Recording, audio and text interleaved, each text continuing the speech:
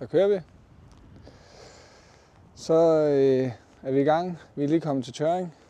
Tørring kanoudlejning, som ligger deroppe.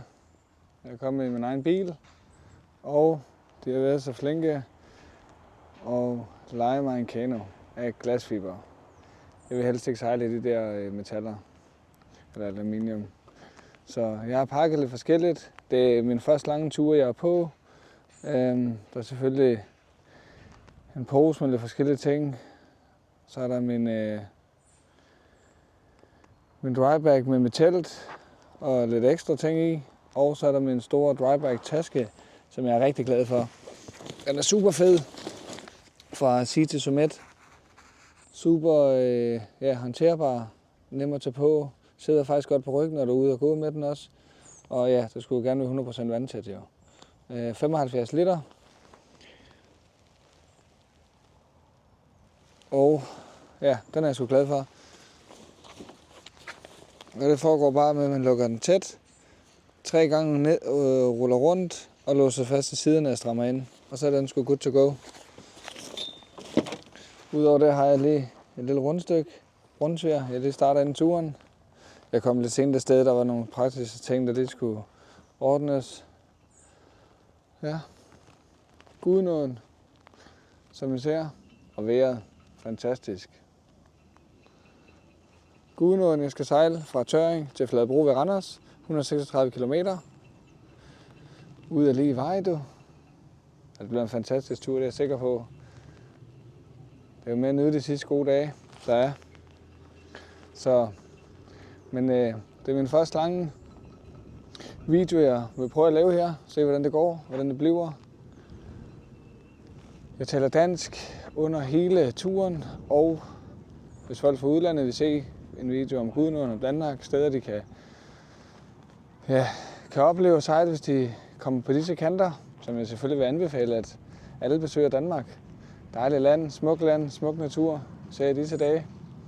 Ja, så hvis man har kanointeresseret eller sejlinteresseret, så kunne man jo tage en tur med familien eller alene, eller hvad man har lyst til, en kammerat, og starte for Tørring, for eksempel kanoudlejning.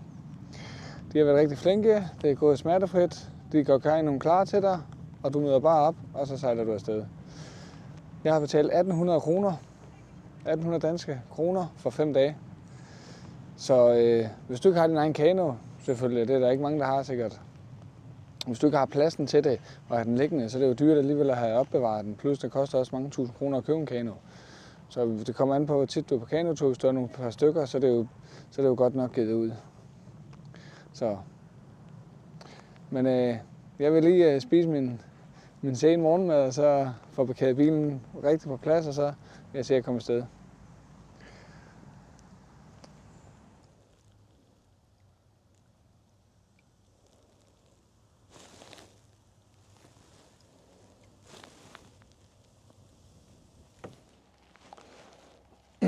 Ja, så er vi sgu i gang på Gudenåen.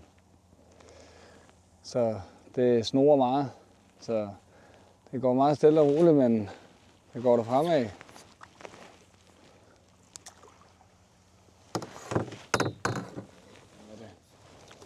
Men det er ret fedt kamera. Trykker man på knappen hernede i højre hjørne, så skifter kameraet over til mig. Nu skulle det gerne være ansigt. Så hvis jeg gør sådan her og rykker mig, så følger kameraet. Hvis jeg bevæger mig ude i feltet, så følger det efter mig.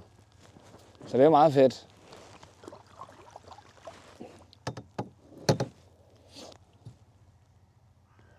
Men god start indtil videre. Stille og roligt. Og igen, ja, fantastisk vejr.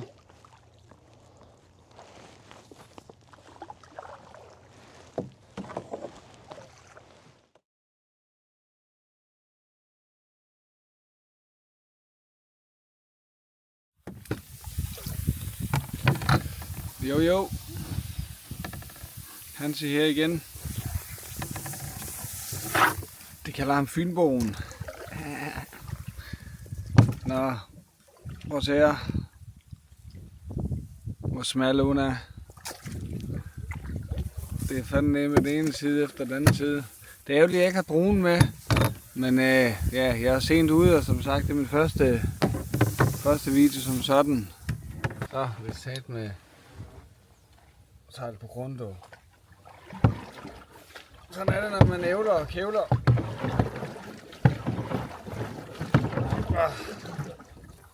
Så er det godt, vi kan roe os ud af det.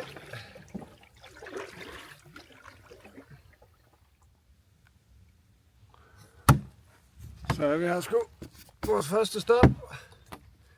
Verdens ende.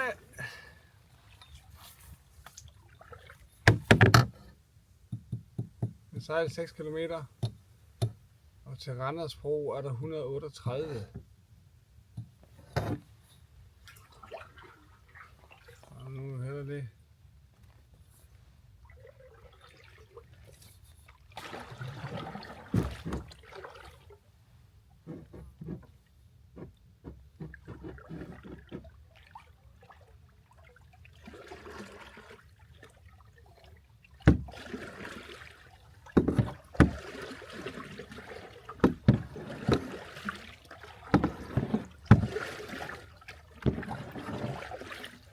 Så.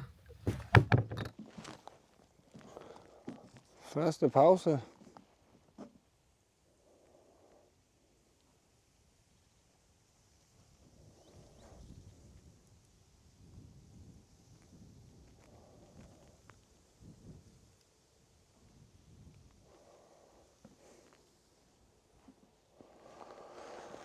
Men der er mange ting, jeg skal gøre mig bedre til næste video, jeg laver. Så men vi må se, hvordan det går. Det er også lige ved at lære det. Så det kan nok blive fedt. Det bliver mega fedt. Bare se at komme afsted, du. Ud og opleve. Ude i naturen. Mærk, hvor fedt det er. Og prøv at se det vejr. Altså, det er ligesom om, når jeg vælger at tage afsted, så er vejret med mig, dog.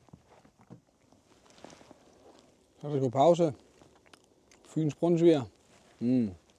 Så kører det. Så bliver det sgu ikke bedre. Og selvfølgelig en omgang kaffe. Det skal vi sgu have. Kaffe og te. Så er alt vel. Og jeg vil lige spise brunsvigeren færdig, og så er det vejder. Så har man også god energi til næste etape. Hej.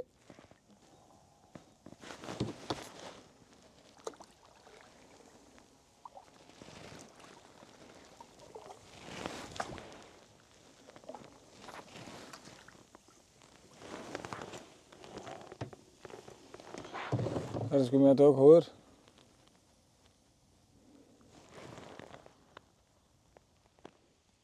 Yep. Så vil vi andet stop 5 km senere.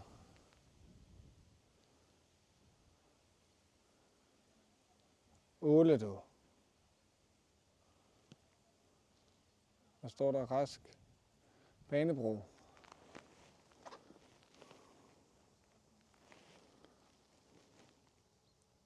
Dejligt sted, hva'?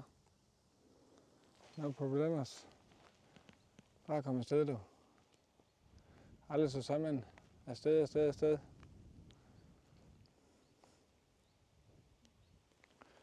Gør vi lidt lille hvil her. Så er det videre. Vejder.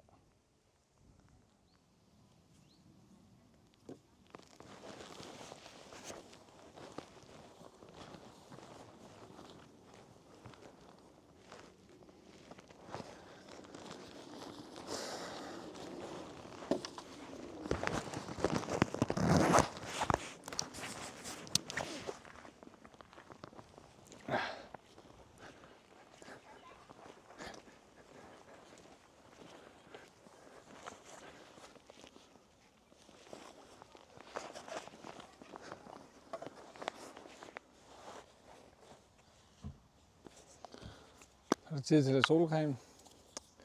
Det er vigtigt. Faktor 50. Det bruger jeg. Det er jeg sgu nødt til. For mit røde hår og røde hud. Helt røde er dog ikke. Men det er tæt på. Uanset hvad, så er det altid godt med solcreme. Det er sgu vigtigt.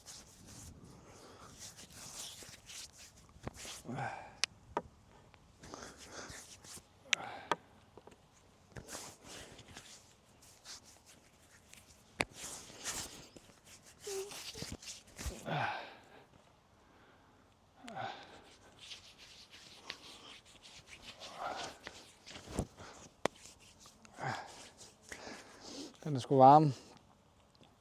Solen i dag. Det er jo længe siden, vi har haft så godt vejr her, mand. Selvom det kun er lige et par 20 grader, så er der ikke en sky på himmel. Og ja. Når man så er ude i solen hele tiden, så er det sgu noget, man kan mærke.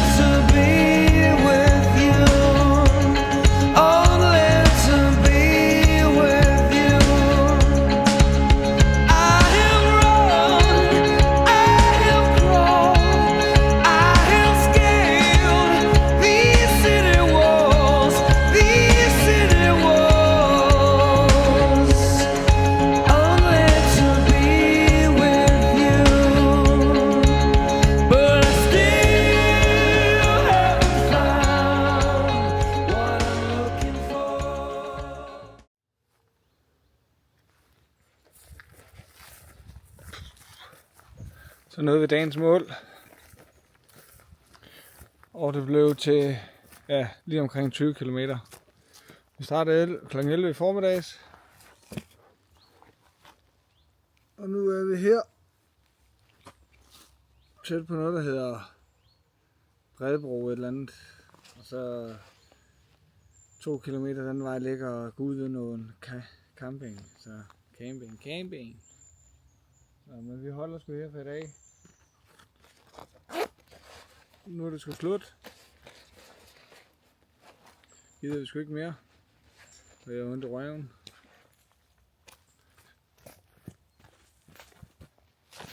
Så er vi klar det, så er vi klar. Så turen skulle starte. Gudvenåturen, hva'? 20 km. 120 endnu.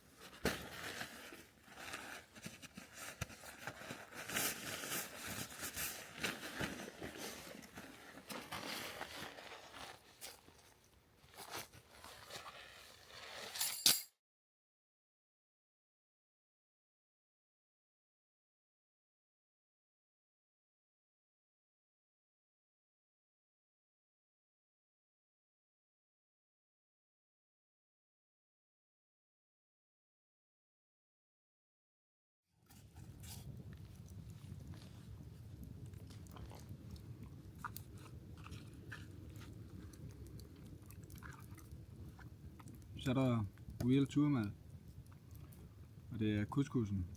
Den er virkelig god. Og så er der brød til, så kører det. Så har jeg lavet mig et dejligt bål. Det bliver vi sgu også nødt til.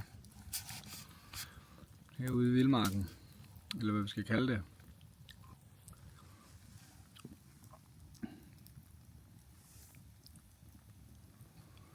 Det er sgu så dejligt med bål.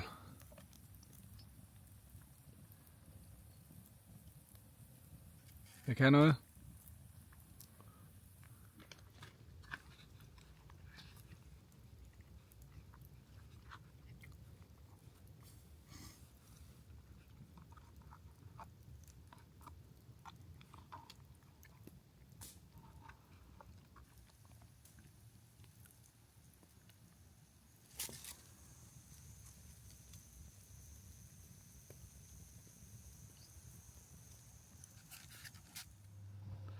Jep. Så ligger han inde i sengen. Eller inde i teltet. Men det er jo min seng for de næste par dage. Det er en lang dag. Og jeg ligger sgu. Jeg ligger godt.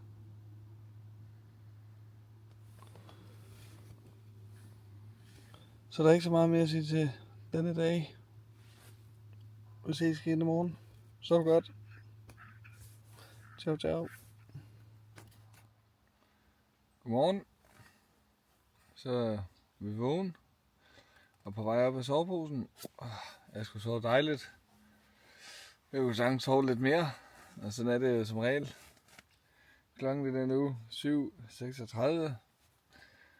Så ja. Vejret det er jo. Det er sådan okay. Det har regnet lidt, men ja, det er bare mere at komme op og få pakket. Så skal det sgu nok blive godt at komme afsted, så vi kan få indhentet nogle kilometer.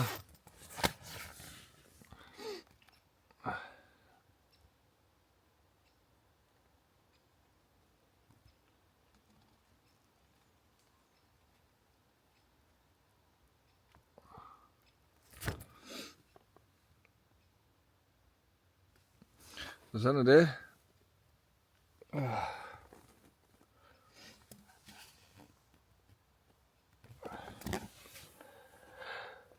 Så lige få børstet tænder af det, så er der sgu styr på det.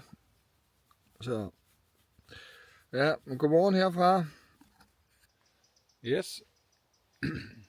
Så er vi ved at få pakket sammen. Og det går. Teltet står der nu. Men tingene er så småt ved at komme i. Og klokken er 8:10. Nu vil jeg lige koge noget vand. Og der koger jeg. Når jeg er på sådan nogle små ture her. Som jeg sagde. Da jeg sejlede afsted. At det var min længste tur. Det er det ikke. Det er min længste tur, hvor jeg filmer. Og prøver at lave en længere video. Det er min længste tur. I den sammenhæng. Men jeg har sådan en jetboil med. Den er sgu nemmere at have med. Lige du pakker helt lortet ned i her. Bum, det kan det hele være der. Sådan en lille flaske her. Der er til, ja, det kan man se her om. 24 gange. Så er det sgu smart. Og den koger vand på cirka, ja, det kommer an på hvor meget vand du fylder i. Men omkring små 5 minutter, så er der vand. Så er det det, jeg har med på tur. Og det fungerer sgu fint. Den vejer ikke særlig meget, og den fylder ikke noget.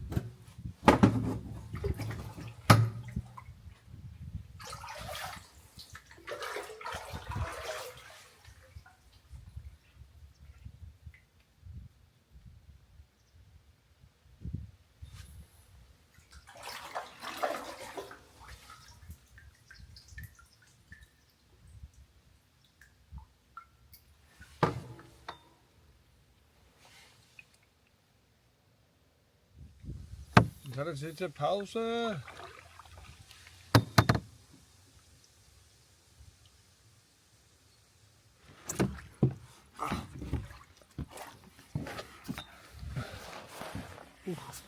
Øj, det er godt at komme op og stå også. Øj, ens ben, mand.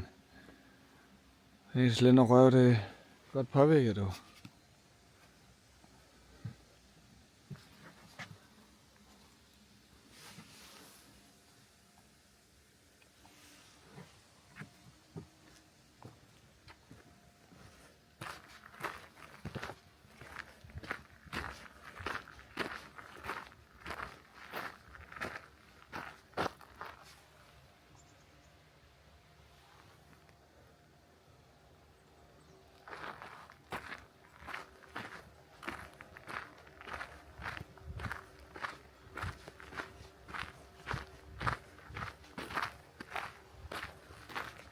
Det var sgu lige en forhindring, jeg ikke lige havde set komme.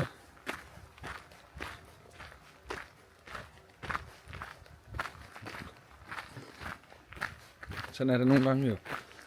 Det kunne jeg jo selvfølgelig bare have undersøgt jo. Så vidste jeg det jo, men sådan er det ikke altid med mig. Der nogle gange så misser der lige en ting eller to, men så må jeg tage den derfra jo. Sådan er livet også en gang imellem. Og det er jo et dejligt lille sted.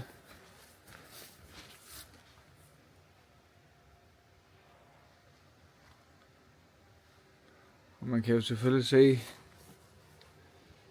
alt om guden under regler og hvordan der vil ledes på, på nettet og på deres hjemmeside. Og her står der: Gudenåen er Danmarks længste å. Hovedløbet snor sig ca. 150 km gennem det kuperede landskab. Her ved Vestbræk vandkraftværk er vi lidt mere end 38 km fra kilden. Kilderne er i et tinnet krat. I fugleflugt er der ca. 73 km fra Gudenåens kilder til Gudenåens udløb ved Randers Fjord ved Randersbro. Og så kan man læse videre, hvis man har lyst til det. Og vi er her. Vestbræk vandkraftværk. Og vi skal hele vejen derop til. Så. Vi har et pænt stykke foran os. Nå, nu har jeg lige fundet det her. Og det er jo genialt. En kanovogn.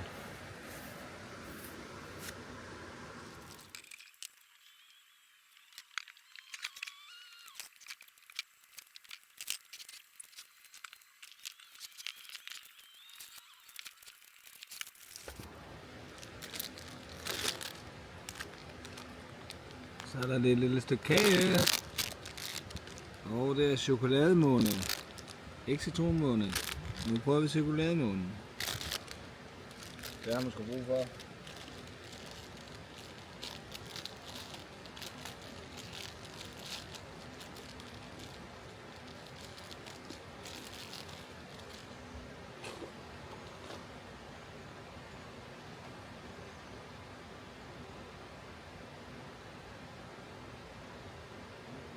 Smuldrer fuldstændig.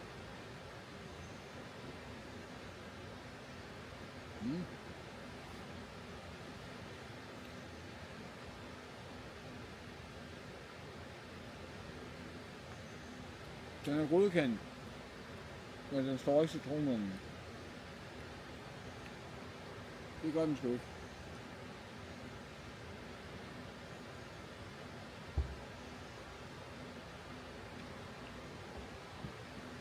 Det smager godt, det møg.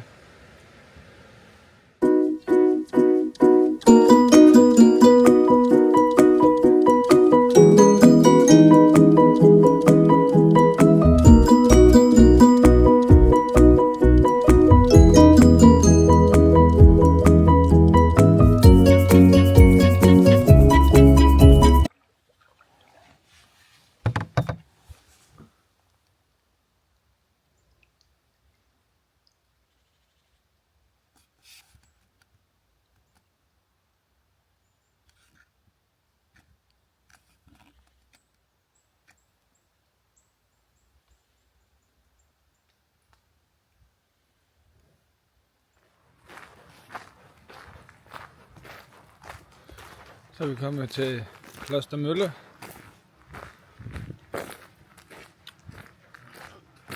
Min anden pause i dag. Jeg skulle noget længere, end jeg havde troet. Sejlede fra Tørring i går jo. Og ja, der er 40 kilometer til Tørring. Stod der på et skilt heroppe via Kano, så jeg har sejlet 40 kilometer på halvanden dag. Så det er jo godt nok. Men Klostermølle, det er en naturskole. Naturområde.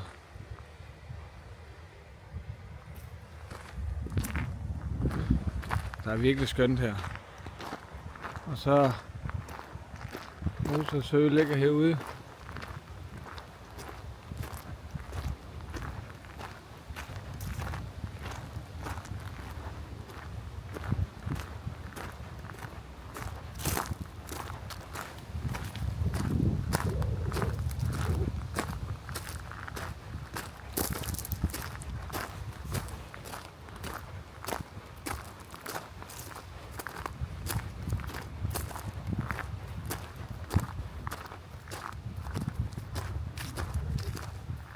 Det er virkelig dejligt område. Det er ved at besøge. Meget sikkert at komme afsted.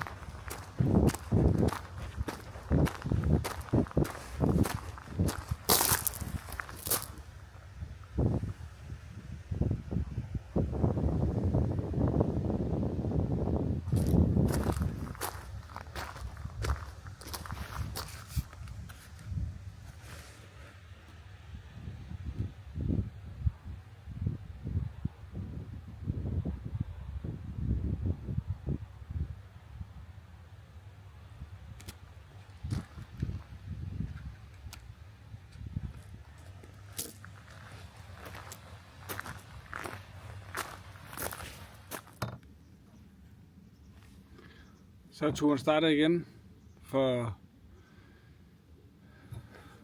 Klostermølle. Det viser sig, at igen 2 gange på en dag skulle jeg tage kanoen op og sætte den i igen længere nede med kanovogn og det hele. Så det er alligevel to forhindringer på vejen, som selvfølgelig tager tid.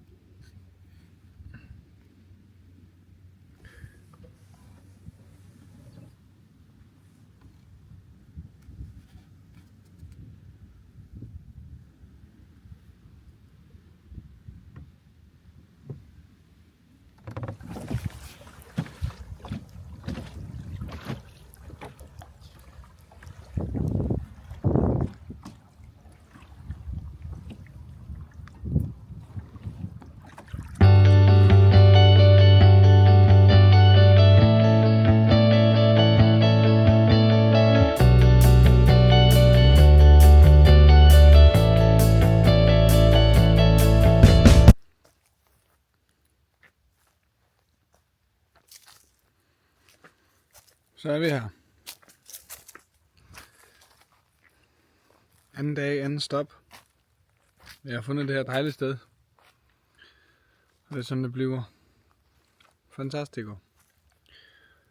Alt er sgu så privat i Danmark. Du må sgu næsten ikke en skide. Så. Men sådan er det jo. Men nu har jeg fundet det her sted. Og her må jeg sikkert heller ikke. Men hvad fanden?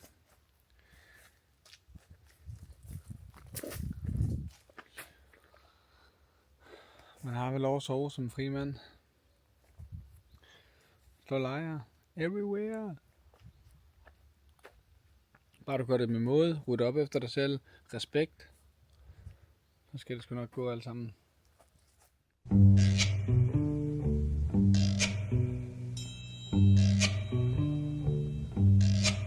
Oh, when the sun beats down and burns the tar up on the roof,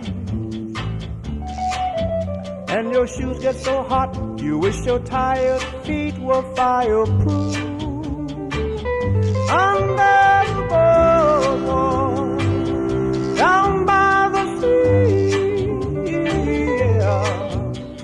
a blanket with my baby's where I'll be.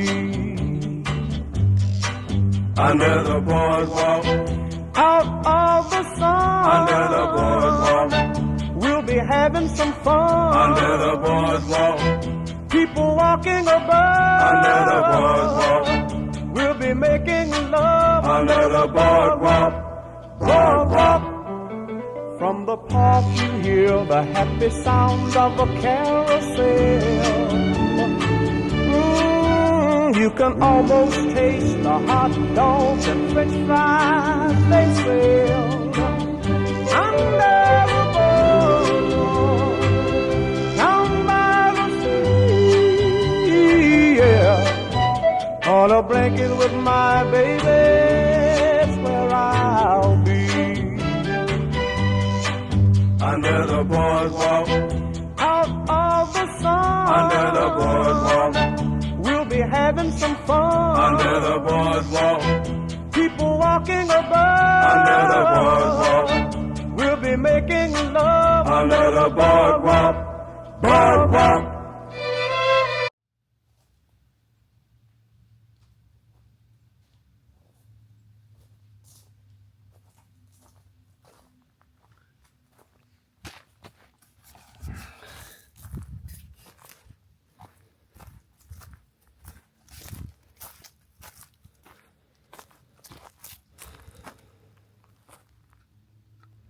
Det er simpelthen ting lagt ud og pakket og foldet. Så kan I selvfølgelig ligge her og hygge sig lidt, få lidt luft og tørre lidt. Så er der styr på det. Ham der pakker så fint her og har styr på tingene. Og alligevel mister han sine solbriller, fordi han ikke har forberedt korrekt. Men så har man lært af det. Endnu en erfaring at tage med videre. Prøv at se et vejr. Sikke en dag var.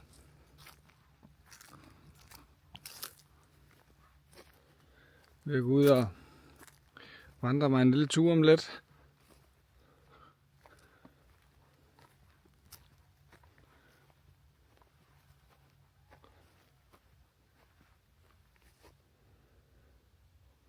Se området. Det er altid godt. Kom ud og gå lidt. Efter man har siddet nede så længe og sejlet. Det er man sgu ikke skabt til bare at sidde der. Sejle. Ude bevæge sig. Det gør man selvfølgelig også, men man sidder meget stille jo selvfølgelig. Ud og gå du. Gå. Det er godt efter sådan en kanodag. Så jeg tager af herfra. Hej.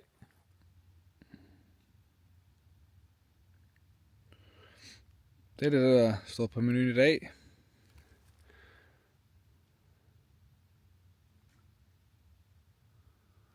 Så skal der fiskes lidt senere. Faktisk om lidt.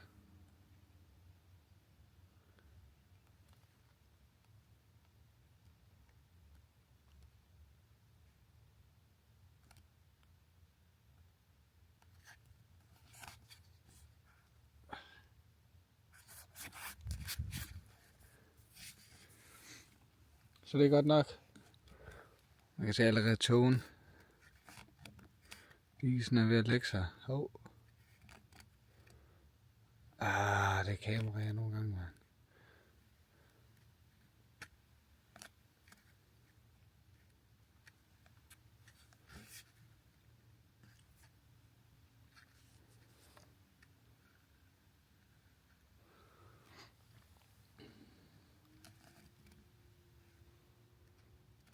Sådan er det.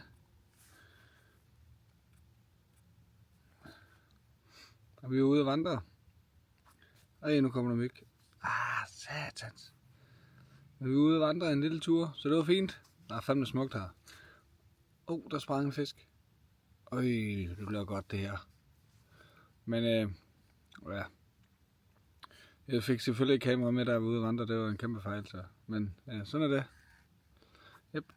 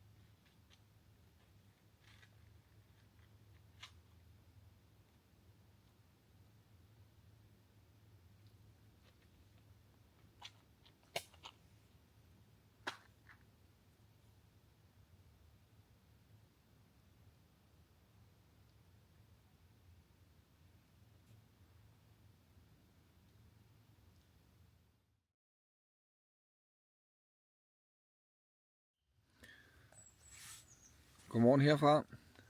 Endnu en dag. Endnu en forhåbentlig fantastisk dag. Ja, det har regnet meget her til morges. Og det ser ud til, at det fortsætter sådan i det næste stykke tid. Der er en del tåge på søen. Så sigtbarheden er ikke lige den bedste. Men jeg skal alligevel også lige gå og pakke det sidst sammen, så må ikke det klare lidt mere op om en halv times tid, Og så er det på søen igen til endnu en dag. I dag går den til Silkeborg. Der er cirka 15 km til Silkeborg herfra.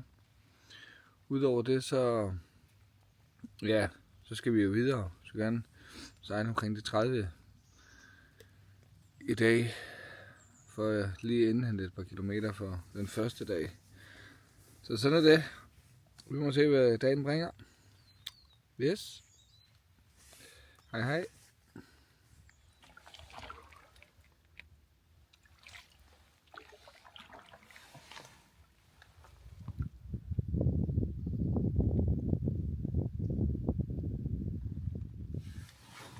Vi begiver os ind i tågernes land.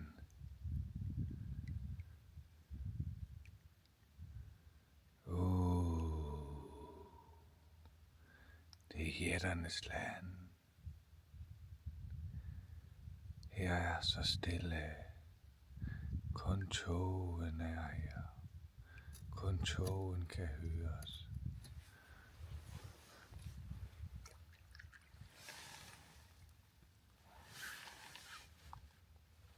Men vi er her også.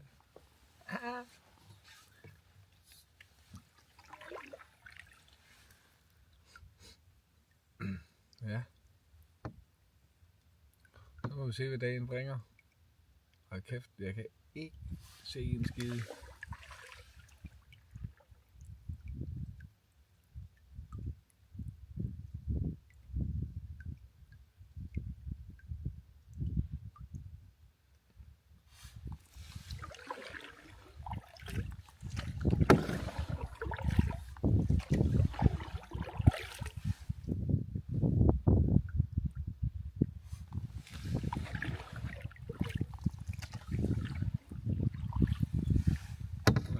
Svane derovre også.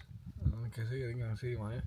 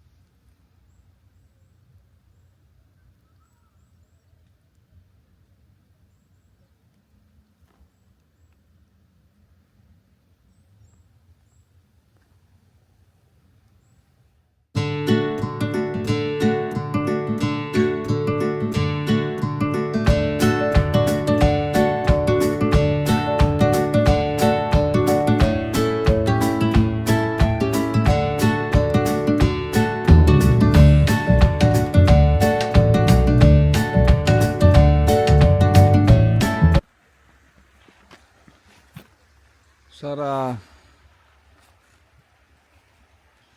endnu en opstigning og landsætning over den her lille bro her.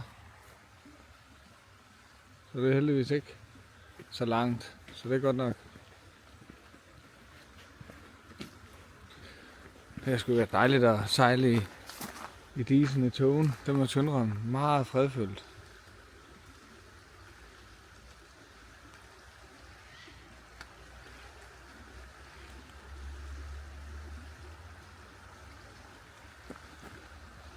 Så det er godt nok. Ja. Dejlig dag. Men den fortsætter.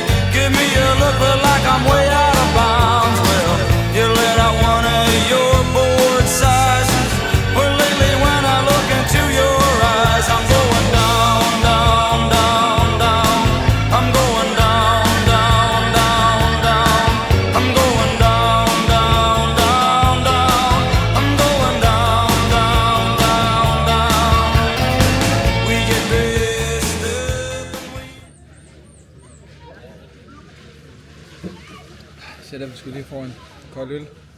En furøl. Frokostøl ved Ålekronen. På vej mod Silkeborg. Jeg tror ikke, at der er... Hvad er der? Nu er 5 km ind til Silkeborg. Vi har skyde på.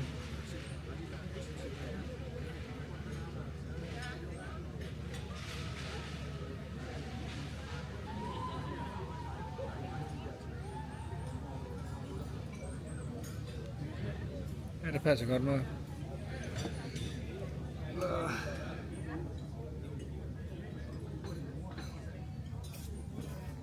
Det er til alle de fine mennesker. De er sgu travlt her. Men får du nok give mig en øl, mand?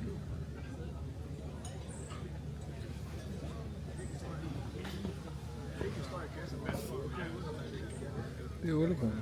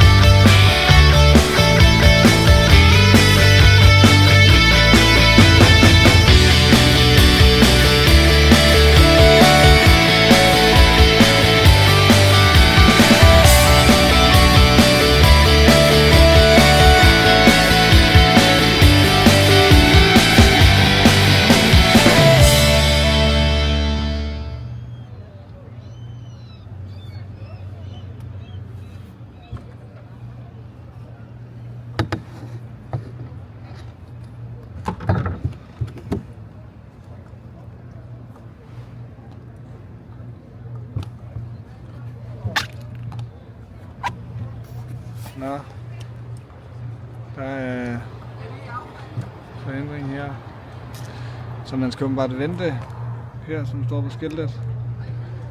Skal man vente for at komme videre.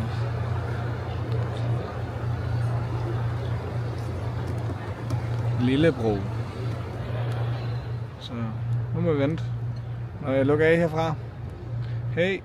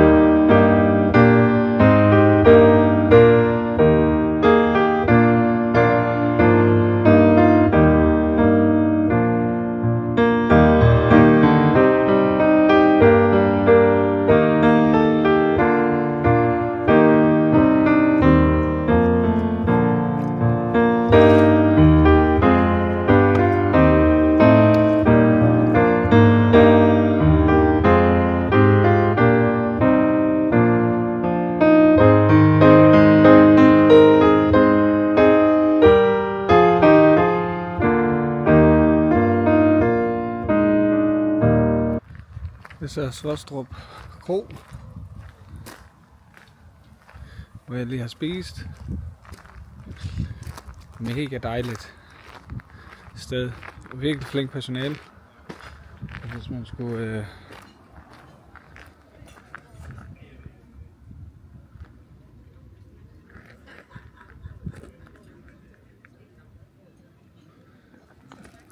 man skulle komme forbi her en dag. Det ligger langs Gudnåen selvfølgelig.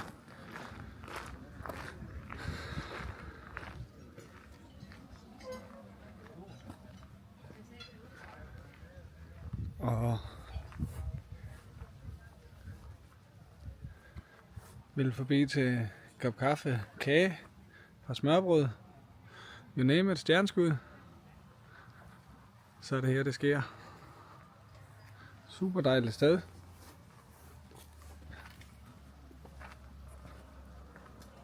Med en lille gårdhave til. Så det kan helt sikkert anbefales.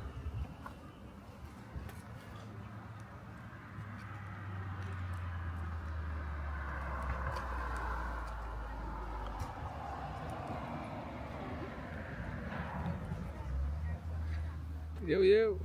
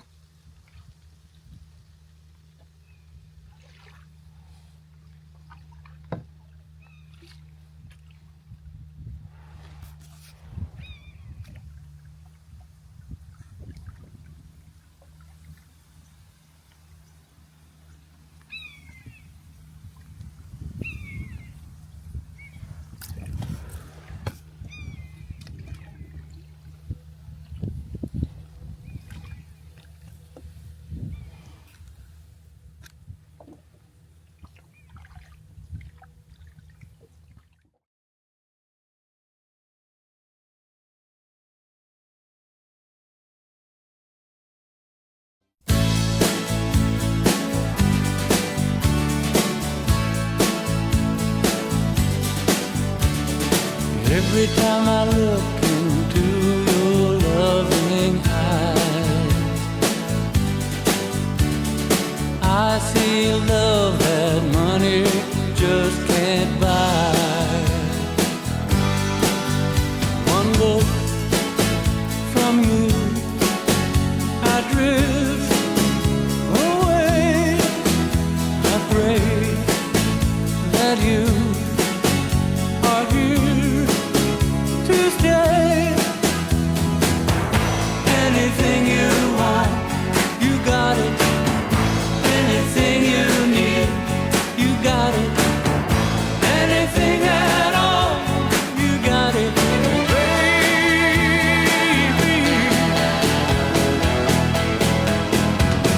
Every time I hold you, I begin to understand.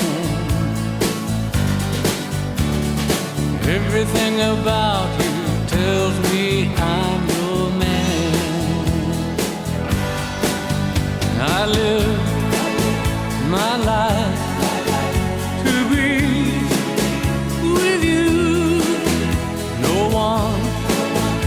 can do the thing you do. Anything you want, you got it. Og den lille historie, jeg vil fortælle, er omkring kasketten, som ligger foran jer. Det har været min fars kasket. Jeg mistede desværre min far sidste år i oktober, den 11. oktober. Så det er snart et år siden. Så det har været noget af turbulent år, må man sige. Men sådan er livet desværre også nogle gange. Kasketten her, det var som sagt min fars. Han bar den på den sidste vandretur, som vi havde sammen, som vi fik sammen på Djursland, Mols Bjergstien. Omkring 80 km på 3 dage. Fantastisk tur vi havde. Også i september, super vejr, sensommer. Det hele var perfekt. Den kasket, den har jeg med på hvilken som helst tur jeg tager på. Alle mine ture. Hvor som helst, så har jeg den kasket med. Så den sidder også omme på bagsædet på nakkestøtten i min bil. Så jeg altid har den gamle med mig, så jeg altid kan kigge i bakspejlet og se, der er den gamle sgu. Udover det, så har jeg selvfølgelig kasketten med, fordi at, han skal jo ikke slippe jo. Bare fordi han ikke er her mere, skal han jo ikke bare dogne den af. Så skal han sgu stadig med på tur. Og det ved jeg også gerne, han ville have været meget mere med på tur, hvis han havde haft muligheden. Men det har han så nu, ved han skal skætte med. Og man kan jo tro på det eller ej, men en genstand, som en afdød har haft, der kan de jo på en eller anden måde leve videre. Om de gør det selv, eller om de lever videre for en. Så egen ved vel eller skyld, så det er det, der betyder noget.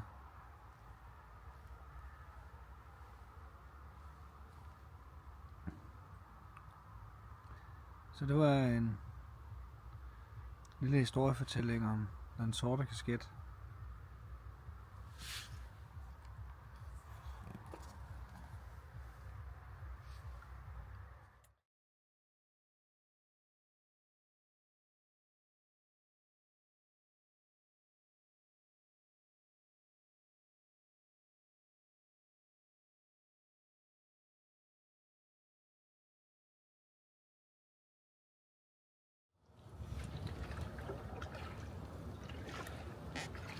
Godmorgen.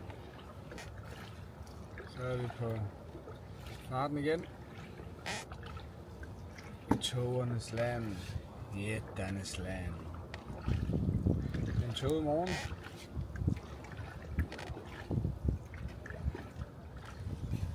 Så i den anledning synes jeg, at det kunne være fint med en lille historiefortælling fra kanoen. Og Gudenåen. Og hvad ikke mindre end at fortælle om Guden Thor, når vi nu er på Gudenåen. Og den nordiske mytologi, den kan jo noget jo. For os i hele verden, og for os i Skandinavien selvfølgelig. Det starter med, der blev holdt nogle forskellige prøver, eller man skal sige, ja, udfordringer. Hør her, Thor. Hvis du kan drikke det her horn, mjødhorn, og du er klar, og du kan drikke hornet tomt, så får du lov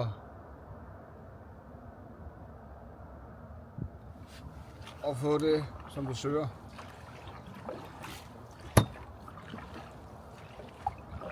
Og Thor siger selvfølgelig, kan jeg det? Kom med det horn. Jeg er jo Guden Thor. Jeg kan drikke alt, hvad det skulle være. Og Thor tager hornet, og han drikker. Og han drikker, og drikker, og drikker, og han drikker.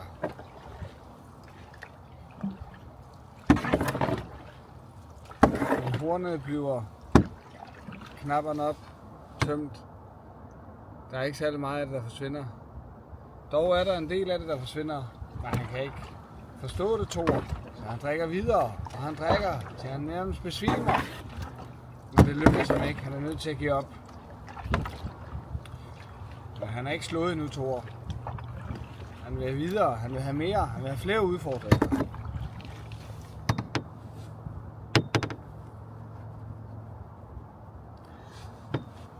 Og Udgårdsloke siger til Thor: godt, Thor. Så kan du få lov at løfte denne kat. Og hvis du kan løfte denne kat fra jorden, så får du, hvad du søger. Og Thor, så stor og stærk som han er, så selvfølgelig kan han løfte en kat. Thor tager fat i katten. Han spænder sit bælte ind og går klar til løft. Men katten rykker sig ikke en meter. Den kommer faktisk bare ryg og griner af ham. Han kæmper og kæmper for at få løftet den kat, Thor. Og det lykkedes ham til sidst at løfte den ene pote op fra gulvet. Og efter må han dog give op og se sig slået. Han kunne ikke løfte en kat.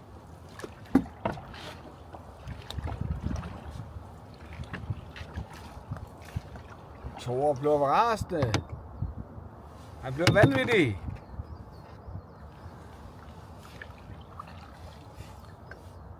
Han råber: kom med den sidste udfordring.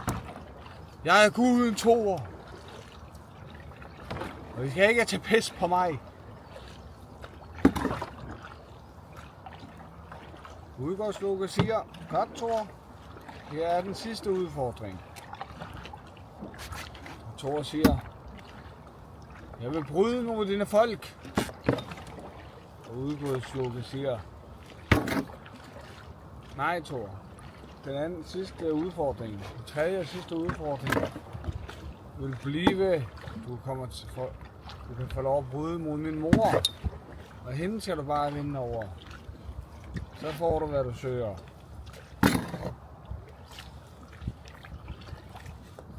Og Thor siger: så kom med det, så kom med den gamle dame. Så skal jeg bryde hende i stykker, skal jeg.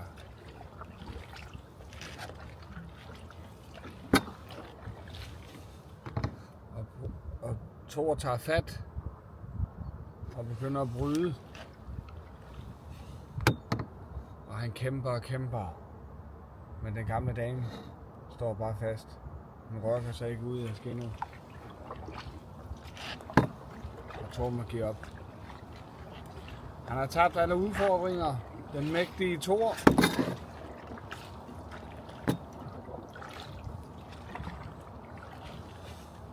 Og da de skal til at forlade hallen i Jætternes land, ved Udgårdsloke, fortæller Udgårdsloke ham: det prøver du at være igennem, Thor. Det har jeg gjort for at narre dig. Det horn, du drak af, det var ikke bare mjød. Det var selveste havet. Ganske vist forsvandt en hel del af havet, og du tømte det. Og vi var blevet nervøse for, om du ville kunne klare det. Den anden udfordring, du skulle klare, var at løfte katten. Katten var ikke bare en kat. Det var Midgårdsormen. Den store kæmpe orm, som snor sig rundt om jorden. Som ingen har set med ligeværdige til.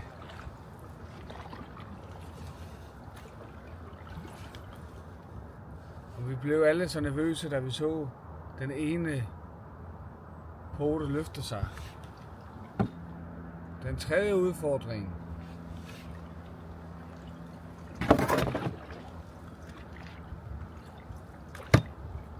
Du skulle brydes med min mor. Men det var ikke min mor. Det var selve alderdommen. Forklædt som en gammel dame. Og selv ikke alderdommen er der ingen, der kan kæmpe imod. Så det viste sig, den store, mægtige Thor, Tordenguden, Thor, var blevet snydt. Han udgårdslukker fortalte ham også, at havde vi vidst din styrke, havde vi aldrig tur spille det spil mod dig. Vi havde aldrig lukket dig ind. Og Thor blev så rasende, at han kalder på Mjølnir, hammeren, hans trofaste og bedsteste ven, for at slå Udgårdsloke i to, knuse ham. Men Udgårdsloke forsvinder med alle hans små tricks, han har ned igennem jorden og væk. Og det var historien om Thor.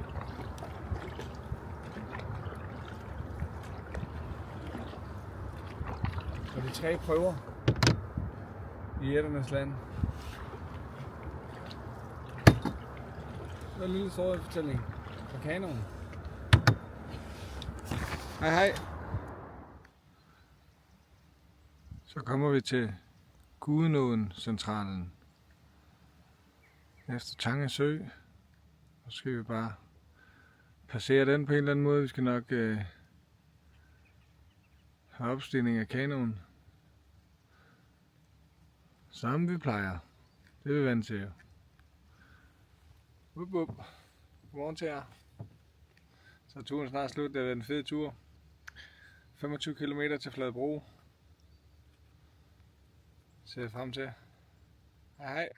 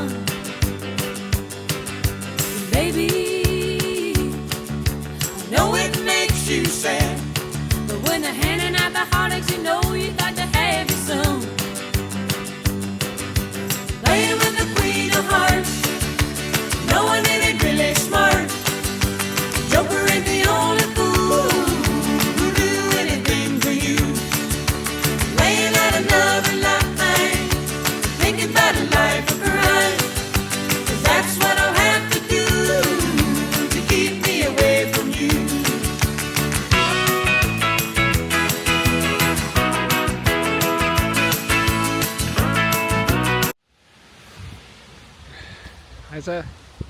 Hej igen. Og nu skal I høre. Da jeg afsluttede min tur her sidst. Nu skulle jeg lige track mig. Da jeg afsluttede min tur her sidst. Der løb både kamera og helt lortet løb tør for strøm. Så det var lige op over. Jeg skal huske at have lidt flere powerbanks med næste gang. Jeg har kun to gode godt nok til 5 dage, og jeg bruger både strøm på kamera og det ene og det andet. Så det er godt nok, men jeg skal have 2 ekstra med fremover, hvis det er 5-dages tur og 6-dages tur. Så langt, så godt. Udover det, så er det jo en lille uges tid siden jeg kom hjem. Og ja, i den uge har jeg prøvet at få lavet den YouTube-video, som jeg så gerne vil lave. Og den er blevet super god, hvis jeg selv skal se det. Så den kan I glæde jer til at se. Og jeg skal i hvert fald gøre mit bedste og sørge for, hvis... Altså det er jo ikke sikkert, at ens første video den bliver så populær, som man selv håber på, og man tror, man har lavet have så en god video. Man har jo altid så høje forventninger til en selv tit og ofte. Så viser det så nogle gange, at det er ikke lige helt tilfældet alligevel. Men sådan er det. Så har man prøvet det. Så bare springe ud i det, du. Det stiger afsted, du. Så hej, hvor det går. Men, så den kommer nu her. Jeg er lige ved at redigere den færdig. Lægger lidt musik ind. Lister her. Så kører det. Og så bliver den lagt ud. Jeg håber, I vil godt imod den. Jeg håber, I vil se med fremover. Så tusind tak for, at I har set med indtil videre. Og tak for den gang. Og tak til Guden, og tak til dig. Hej hej.